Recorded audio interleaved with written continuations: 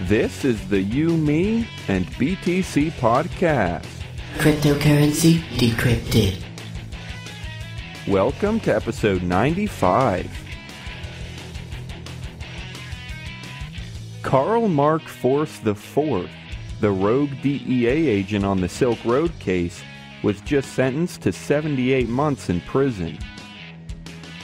Should he have gotten a smaller sentence due to his stressful work environment?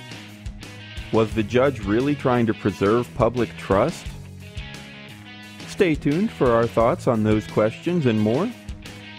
Tim will even share why he likes Force more than most government agents in a sense.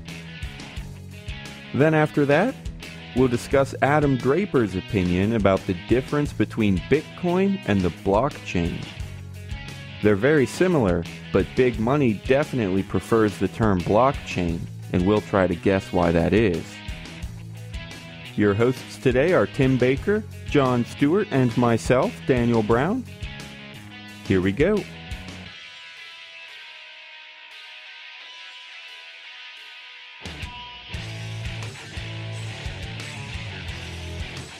So, on today's edition of Text from Tim... Ooh, I like this. Tim, you said not to do it. I know, but it feeds my inability. Like, I don't like not thinking about other people thinking about me. So I'll act right, like I don't cares. want to hear it. Shut up. So here it is, man. Directly from Tim, from the fingertips of Tim. How hurt would your grandma be if she was talking to you and you said, "Shut up, you stupid c-"? That was asked in confidence, I just want to say in the first place, but whatever. Oh, sorry. Not I sorry. didn't really expect you to keep it too much.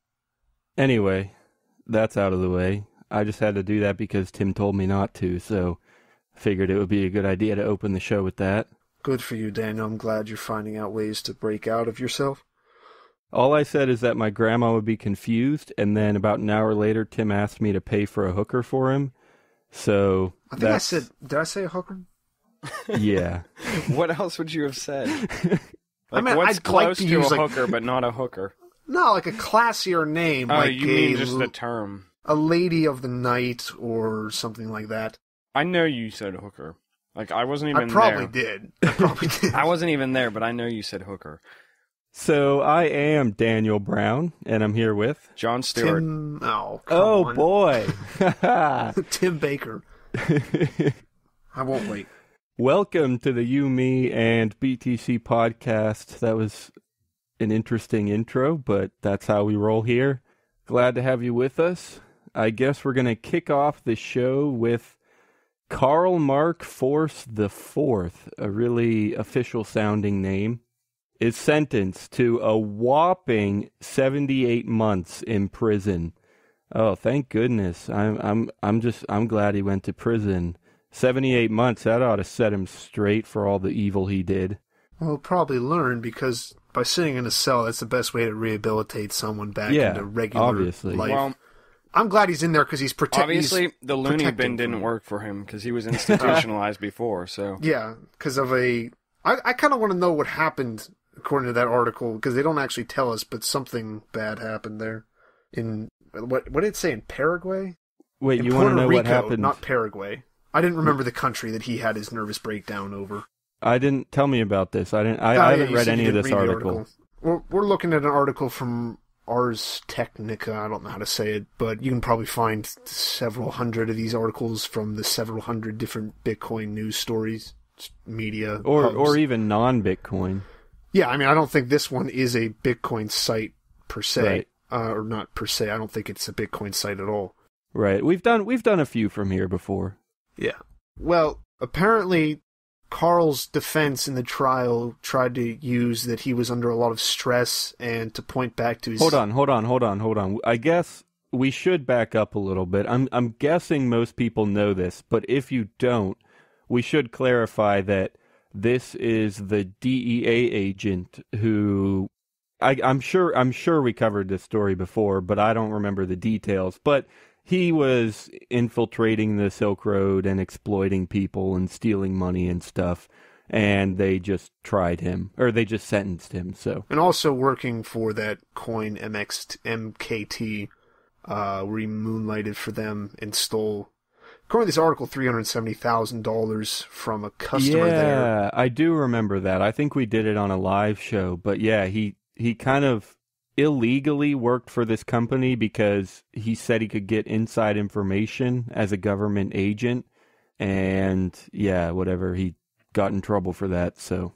But anyway, according to Carl's defense, their main push, because they can't really say that he didn't do it, because they're kind of stuck as to what they can say and how they can defend him, and all they're really going for, it seems, according to the article, is that he was under a lot of stress and that he has a stressful job and his life is really, really hard, so that makes sense to then go and steal $307,000 and then only give some of it to his government overlords.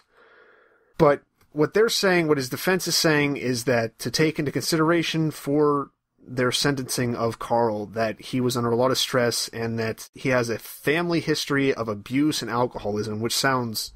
Yeah, so let's give him a lesser sentence.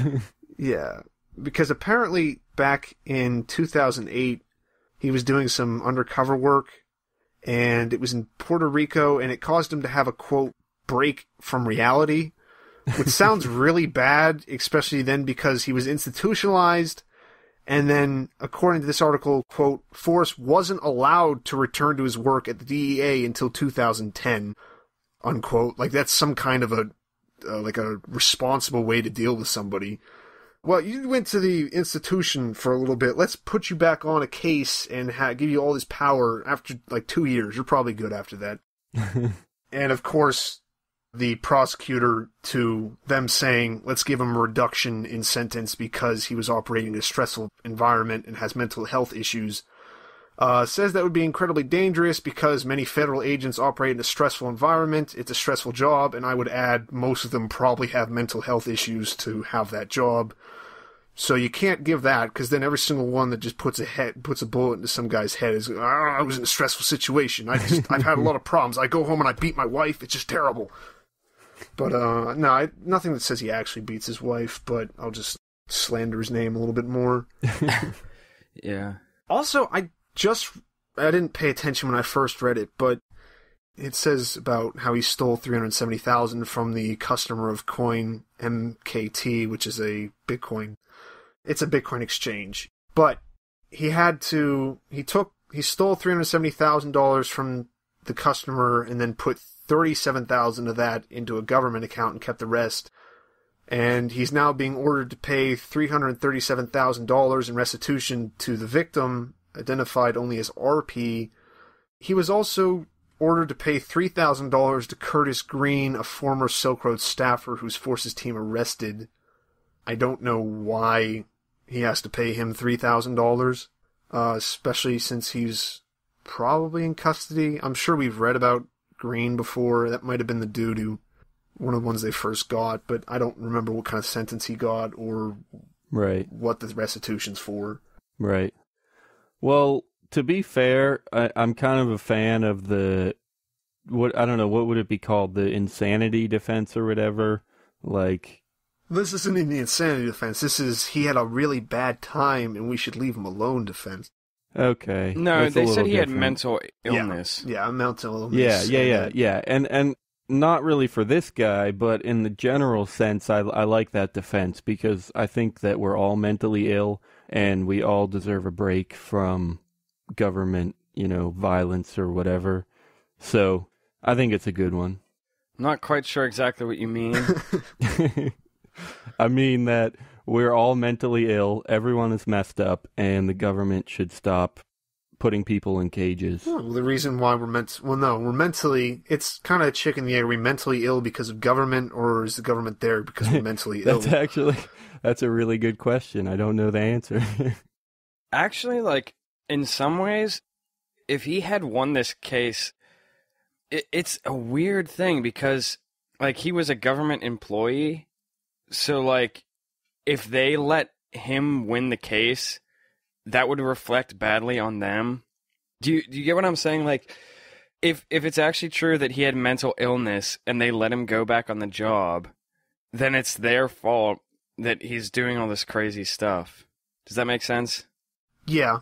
Well, you'd think it's they would the classic. They had to have vetted him. Which it's the government trying themselves. Like they're putting themselves on trial. Like it's kind of contradictory, yeah. I don't know if it's putting themselves on trial. It's more like, okay, this guy blatantly stole from people, unlike the way that we've agreed to do it, and so he needs to get thrown under the bus because this isn't like detrimental to them, I don't think. I haven't heard anyone who wouldn't already say it saying that, well, see, this is why the DEA needs to have its powers restricted, is because they'll do this. It's more just, well, see, whenever this happens, they caught the guy, and this is how it's supposed to work. So, they couldn't have not charged him. That just wouldn't have worked, because he a little bit too obviously did it. I don't think they could have just fired him and they didn't want to, because he stole money from them. He stole money from other people that they were supposed to get, and then he took his cut from it. And then I don't see any reason for them not to go after him for that. Because if anything, that's what they're going to care about, is the money. And that he wasn't playing fairly inside their own little rules of being able to steal from people. Right. Yeah, the money definitely is a factor. Do you think public opinion is a factor at all? Didn't one of you say something about that? How much public opinion comes into a DEA agent who stole from a online drug kingpin? I mean... Yeah, I don't know how much it would have changed. I guess what I was trying to say by bringing this up is more just that, like, I don't know, like, I guess I just, like, naturally tend to think when people plea insanity or plea mental illness, it's just, like, them trying to get out of it. And that's probably, I mean, there's probably a fair bit of that going on here. Like, I don't trust this guy at all, and I don't think anyone has any reason to trust him. Absolutely. He's double-crossed, like, multiple people now. And, like, but at the same time, I feel like it's actually the agency's fault that all of this happened. I think that's pretty true. I mean, they're the ones who, well, I don't know.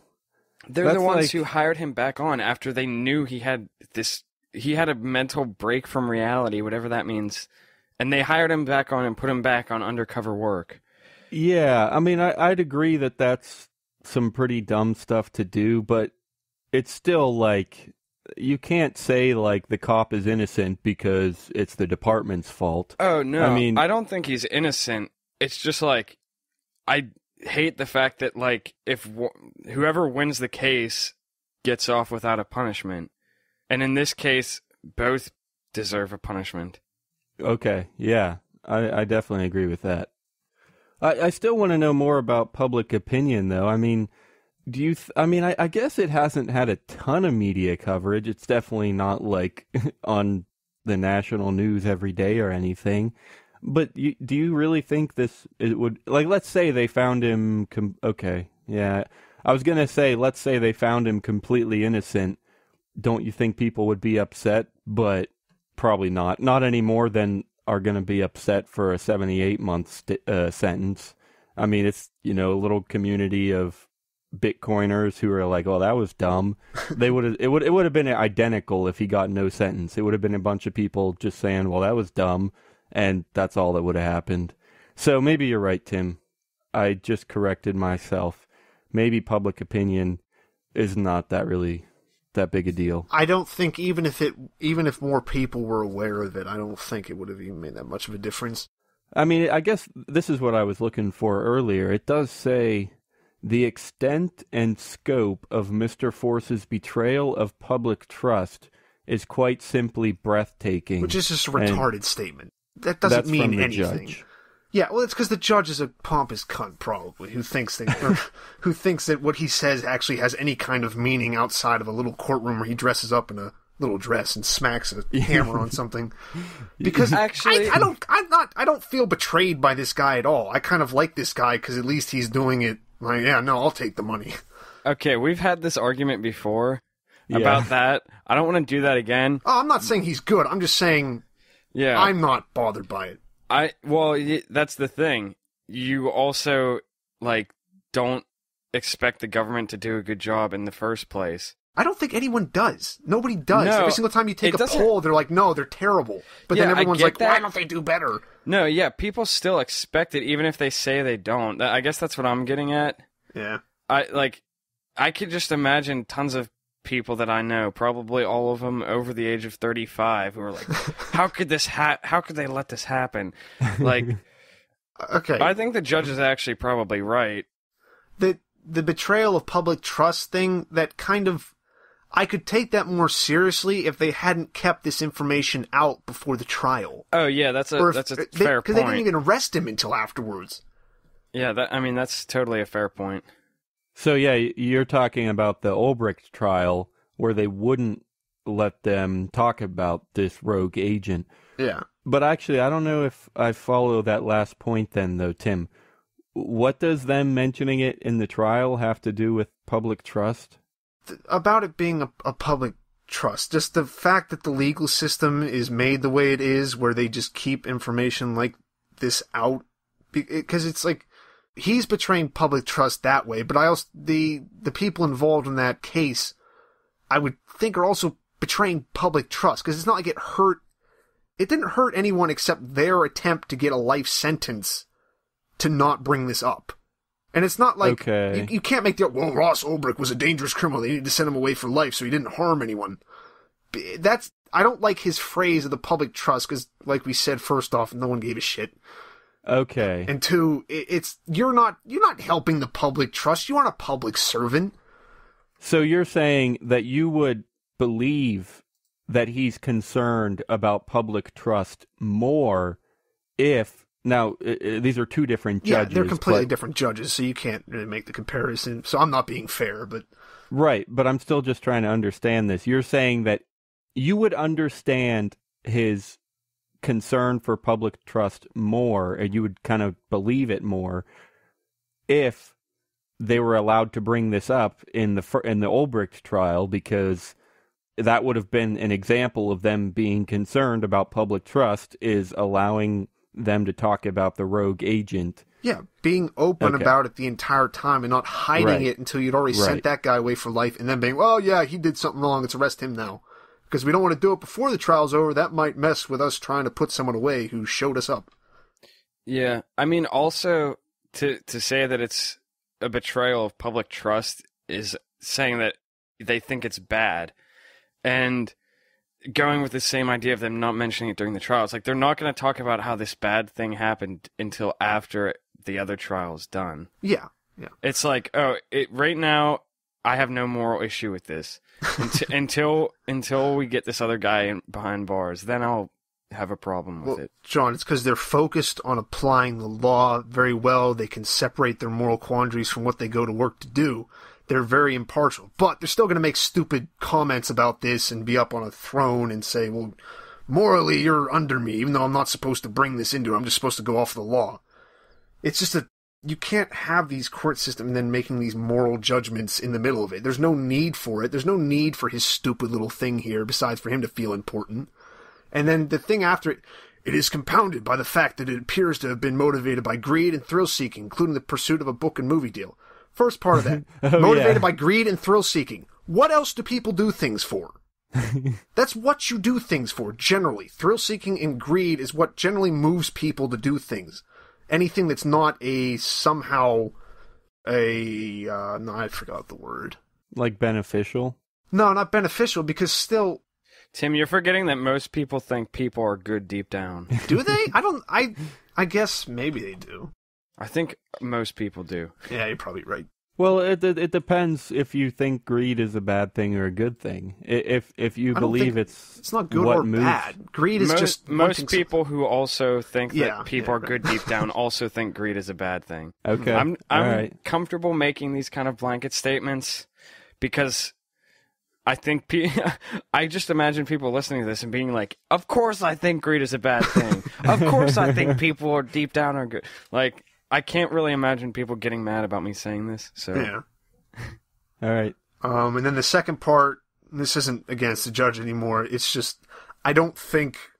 Well, the way he says it, I'm not sure if Carl Forrest was trying to go for a book and movie deal once he was caught, or if he was trying to do it, like, while it was happening. I hope it was after he was caught. I hope he's not that stupid about it.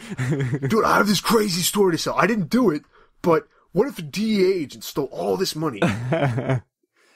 Yeah. I like this quote near the end from his lawyer. There's no doubt he's going to jail. He's lost his career, he's lost his marriage, he's lost everything he's had. He'll always have a life sentence because of the mental health issues he has.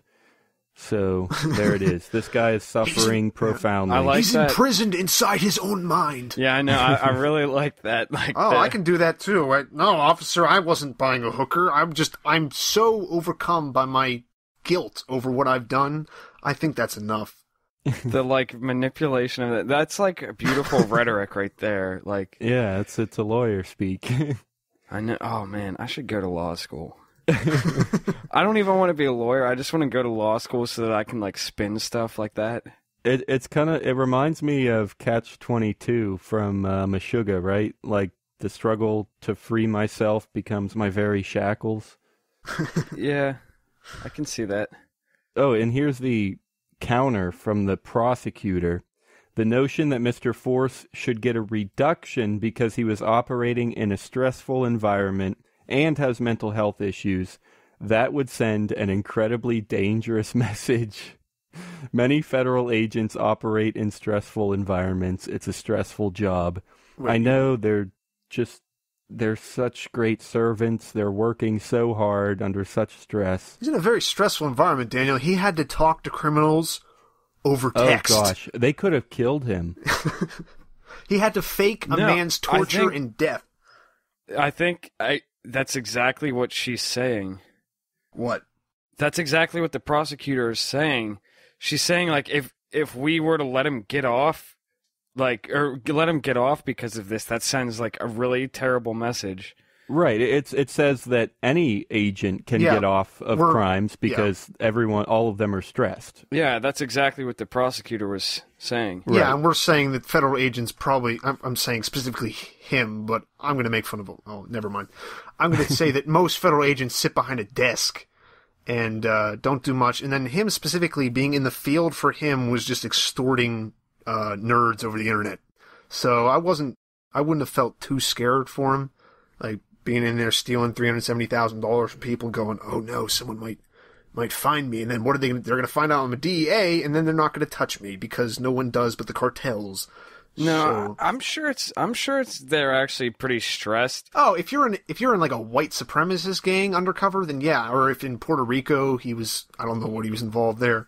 I'm talking this particular one. No, I bet even then they're stressed, even if it's not like legitimate. It might be like I don't know, freaking yourself out. I think just being in that kind of job, you tend to, like, I don't know, maybe it's like a confirmation bias thing where people expect that to be a stressful job, so they look for ways to be stressed. But yeah, I'm sure they're stressed. Yeah, I get what you mean with it. Yeah. All right. Anything else on this one, or should we move on? I guess just a follow-up, Force still isn't allowed. Carl Force the Fourth, which, good job on that name, guy. But he's barred from communicating with Sean Bridges, which is, I believe, an FBI agent. Or no, the other agent in the Baltimore office who has also stolen money from the Silk Road and not reported it back to his overlords, so he's also going to be sentenced. Secret Service agent. Huh. That'll be interesting to see how the cases compare. So it was like, it was another agent that did the same kind of things, pretty much. Yeah, he just stole money from the Silk Road. I believe it was another extortion thing. Wouldn't it be great if we could put all Force in jail for a couple years? If you could put all Force? Yeah, if we could lock it up and put it away for 78 months. Lock up Force, okay. I'm like, does he mean the entire police force? I thought he meant, I thought he said all four Force, because he's like Carl the Force the Fourth. And I was like, put them all in there, dig out his... What did his like father and grandfather... Yeah, all four of them. What did they do? That's what I thought you said at first. I'm completely fine with them digging up his dead relatives and throwing them in a cell with him. Well, I guess he supposedly had some kind of abuse, so maybe we should... Well, yeah, it's actually their fault. It was Mama Force's fault for yelling at him whenever he tried to touch himself when he was younger. Be like, don't do that! And he got all, freaked out about it, so he had to steal money. Obviously. Yeah. Do not go to Tim for psychoanalysis. Oh, what I Don't go think to is anyone. your Please past. don't go to anyone for psychoanalysis. They'll give you 100 different answers. All right. And it's all like double talk and daddy issues and whatever. So Well, Tim put the Freudian psychosexual. That's what it is. I'm telling you, that's what it was. Carl Forrest just wanted to jack off. His mother wouldn't let him, so he's like, I'm going to steal $370,000 from somebody someday. I'm going to be able to buy all the porn I want. Yeah. Are you tired of Bitcoin dice and ready for something different? Try Lucky Bit, the original falling coin game at luckybee.it. It's the most exciting Bitcoin game on the web. You can bet on 5 different payout lines and win up to 999 times your bet. You can even use their faucet to get some free Bitcoin. Dice is boring. Play different at Lucky Bit. Check it out at luckybee.it. All right, we are gonna cover some, it's not necessarily news, but it's kind of some information that from Adam Draper, some stuff he's been talking about lately. And this is a CoinDesk article. The headline here is Adam Draper, investors don't want to hear the word Bitcoin. So before we get into the specifics here, I think it would be worth starting with just talking about Bitcoin versus blockchain. That's a decent chunk of this article is devoted to that. So let's just put it out there. What's the difference, guys? From a very general perspective, Bitcoin is the currency, the whole technology of Bitcoin, of sending the money that way and the transactions, and I'd say the blockchain is the recording of those transactions, at least the way they're looking at it. I think the way people normally like talk about blockchain is just like the idea of it. So not the actual Bitcoin blockchain, just blockchain. The idea of a ledger. Yeah. I would think a permanent ledger online. Yeah. I mean, we've obviously covered this before. It's something that a lot of newbies need to hear and understand. But yeah, I think that's pretty much it. There's Bitcoin, the currency, and then there's the blockchain, which is this distributed ledger that everything runs on with mining and everything. And actually, Draper really doesn't distinguish very much. He basically says that Bitcoin is the blockchain, and he says it's really just the word he uses is vernacular. It's as far as he's concerned, they really are similar things, and it's just kind of a wording change that is happening. And I guess we should clarify this some more.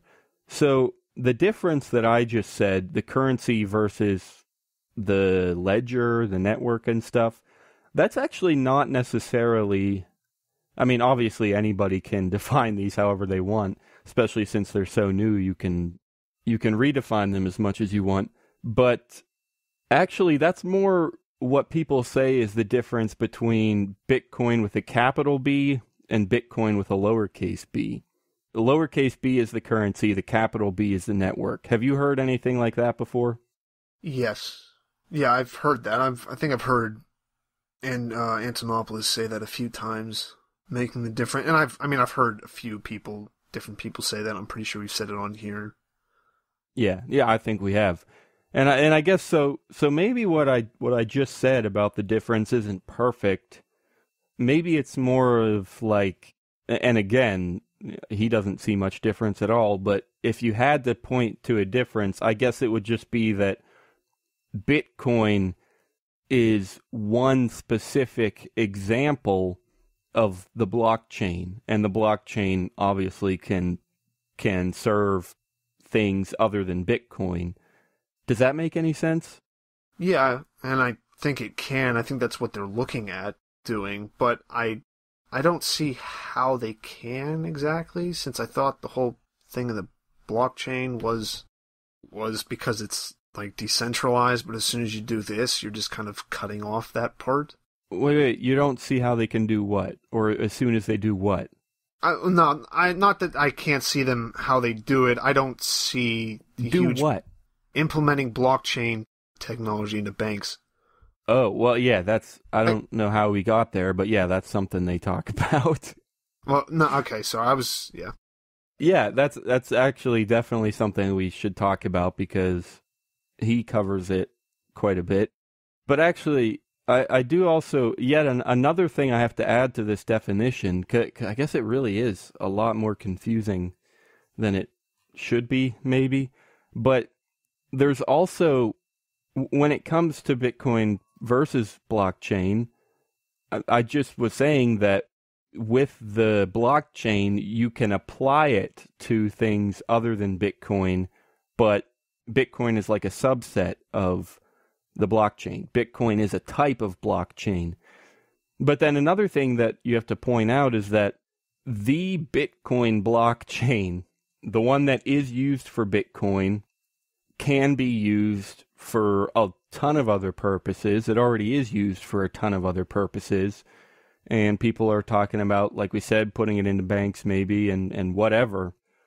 Or there can be a non-Bitcoin blockchain that you could create yourself and use that for a different purpose. Does that make any sense? Do you see the difference I'm making there? Well, that's what I always think when people say blockchain but not Bitcoin. I mean, all these banks who are doing it, they're not I don't think they're looking at doing it with Bitcoin's actual blockchain. Like, No. I know with mean, BNY Mellon has like their own coin, and they're working on their own blockchain stuff, completely separate from the Bitcoin network. That's pretty crazy. I didn't know that. But my guess would be there's quite a bit of both. My guess would be a lot of people, I mean, maybe not banks, because I know obviously banks would love to have their own stuff and control it, like we say all the time. But in terms of innovation in general, I'm sure there are a bunch of people who are trying to innovate with the Bitcoin blockchain, and there are a bunch of people who are trying to make new blockchains for whatever purpose, I would guess. In fact, they talk about in this article Boost VC. It's Draper's venture capital program, I guess. I don't know. But he says, well, first of all, they're trying to get 100 startups, or they're trying to help fund 100 startups before 2017, which is pretty crazy. But he says all of them, and this is for a specific tribe of startups. There's 5 of them in the most recent class, I guess. So they call it a class or a tribe. All 5 of these startups in some way are using the blockchain. Some of them are still using Bitcoin. A lot of them are using Bitcoin as a way to get money from one place to another. So it's a tough distinction, but I guess it is. Just some people are using Bitcoin with the Bitcoin blockchain. Some people are using new stuff with the Bitcoin blockchain. Some people are using or creating new stuff without the Bitcoin blockchain. So it's all kinds of possibilities there, I guess. And even within Boost VC, they're doing a lot of those different things. Anyway, so I guess I don't know if we officially distinguish or define these, but we more or less covered what some of the differences could be. And the main point here is that investors don't like Bitcoin. They don't like the word Bitcoin. It kind of scares them. Well, I'll just read this quote here. We use the word blockchain now. I say Bitcoin and they think that's the worst thing ever. It just feels like they put up a guard. Then I switch to blockchain and they're very attentive and they're very interested. And I think that's completely understandable, right? I mean, Bitcoin does have a ton of bad connotations. It shouldn't. But it's volatile. It's, it was part of the Silk Road. It was part of this, whatever, Karl Marx Force deal. People just associate it with bad things like this. When you say blockchain, the first connotations for a lot of people are, I think, pretty innovative, pretty new. That's what the banks talk about. The banks, like you said, John, they don't talk about Bitcoin. Maybe they don't even use Bitcoin. They talk about the blockchain, and they try to make new blockchains or whatever. I don't know. Yeah, do you guys would you agree that this distinction was kind of inevitable, or it's pretty clear? This part I think is a lot easier. I think it's obvious that people, at least in the traditional financial world, they don't really like Bitcoin, but they do like the blockchain. Do you guys agree with that? Yeah, because they're not going to like Bitcoin because that kind of flies right in their face, but something like the blockchain could be used as a bank. I still think they're going to not go about it the right way because... Can you tell me the benefit of doing it for them, Daniel? Of them implementing their own like personal blockchain? Yeah. I mean, I think we've gone over this before, but yeah, if you don't get it, then it's definitely worth doing again. I guess, obviously I'm not an expert, I'm not a banker, but if I had to guess, well, I think what we said before is there really is no strict benefit, no direct benefit, because a blockchain is slower than just changing your own private database. Okay, so I guess for private things, like let's say I send money to you and we both have the same bank, for that kind of private transaction, I don't think a blockchain would have any benefit at all, because a blockchain takes time to confirm, you got to distribute it, you got to save 1 million copies of it for whoever's on the blockchain, whatever. And it's not efficient. Whereas if they had their own data, and this is the way they do it, like with PayPal. Like if I send PayPal to PayPal, it takes a fraction of a second because all they have to do is switch 2 numbers in their database and it's done. There's no propagation, there's no replication or mining or anything like that. No blocks to mine, no waiting for whatever, no hashes. So for private transactions, there is no benefit to the blockchain. I would disagree. Save that thought because I want to know why, but real quick, I'll just say where the benefit comes in is with like interbank transactions or transactions where, say, the government is trying to regulate them, and so you need them to be more open, more auditable, just like the blockchain is. You can audit everything in a split second on the blockchain. So anything that needs to be more open, more trustworthy, more visible, and that definitely includes interbank transactions or settlement or whatever, then you could benefit from a blockchain, but not privately. I wouldn't think, but go ahead, John. Yeah. Well, okay, so, I mean, I think we've already talked about this. Yeah, we have. And but I think actually I think we actually talked about this with that article about how if the government used a blockchain, they would have caught Edward Snowden like sooner. But I mean, the reason I think that they still have a benefit is because of the log keeping aspect of it. And yeah, it is going to be slower, but it's also going to be more robust. And they do keep logs of database changes, but those logs are easily altered. Right. And that's exactly what Snowden did, and which is the only way that he was actually able to get this stuff out there before they caught him. Right. I do agree with that. I guess the idea would be that if you're only trading privately, like PayPal to PayPal or whatever, maybe you don't necessarily need infallible logs for that, because you kind of trust yourself, right? If I'm going to put this transaction through, you kind of trust yourself that you're going to do what you want it to do. No, it's not about trusting yourself. It's about trusting your employees. So if someone at PayPal decides to make all these incoming transactions go to their account instead of the ones they're supposed to. Okay, yeah, I could definitely see that too. Yeah, that's a good point. Anyway, does that help at all, Tim? Yeah. All right. So I guess I also have to say, this is a quote from CoinDesk, not from Draper.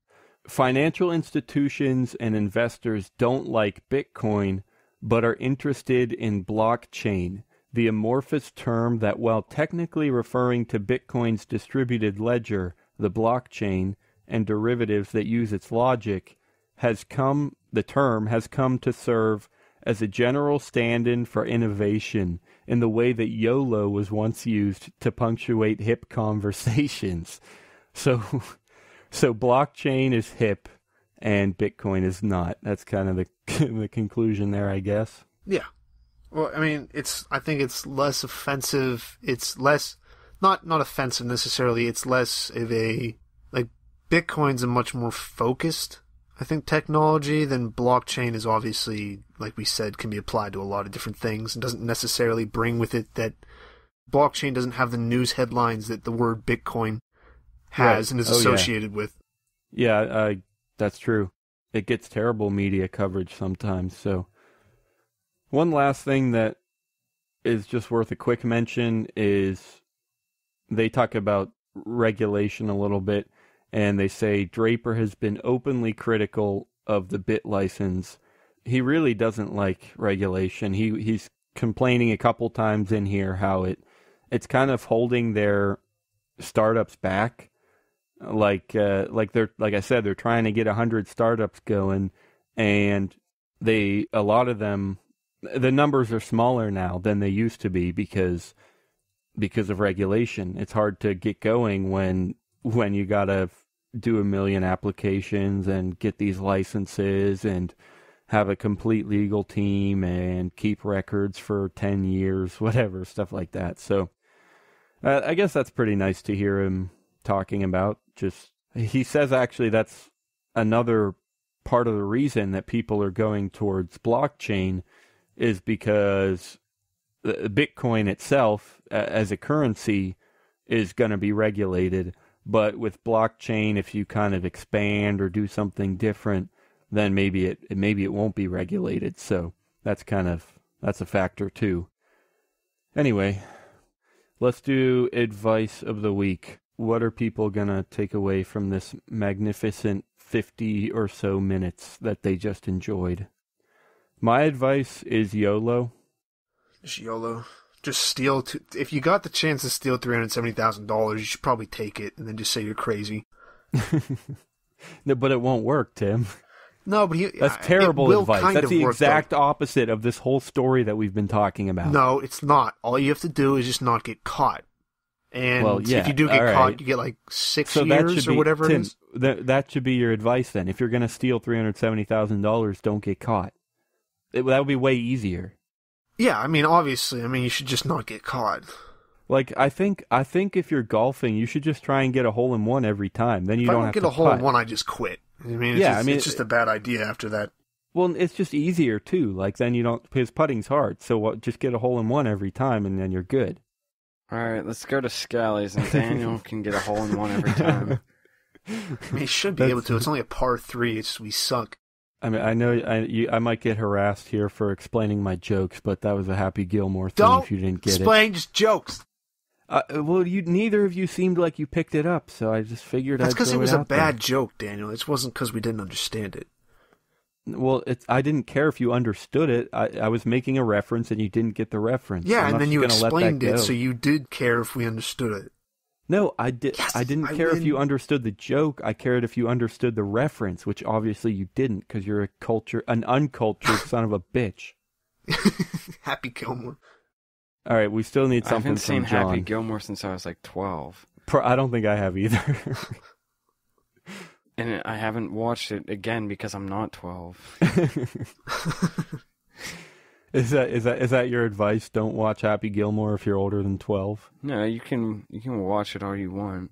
I mean, Caddyshack is better, but my advice, you got to come up with something, because you never know if we don't give people all the right advice, you never know how destructive their lives might become in the next week. Well, I mean, I guess right now I'd say my advice is to prepare your advice beforehand.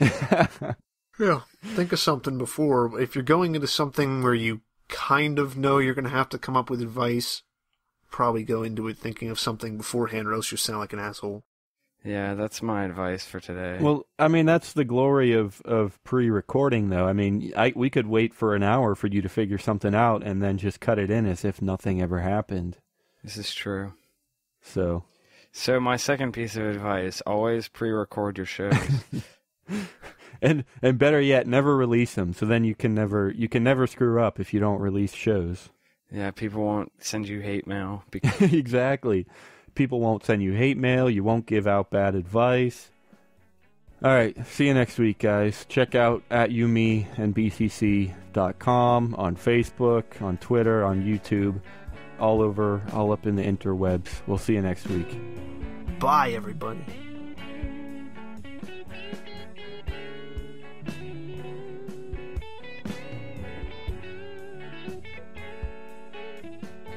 Thanks for listening to episode 95. All of the music in today's show was from John Stuart. Remember to check out this week's show notes at youmeandbtc.com and leave us a comment. We'll see you next Thursday.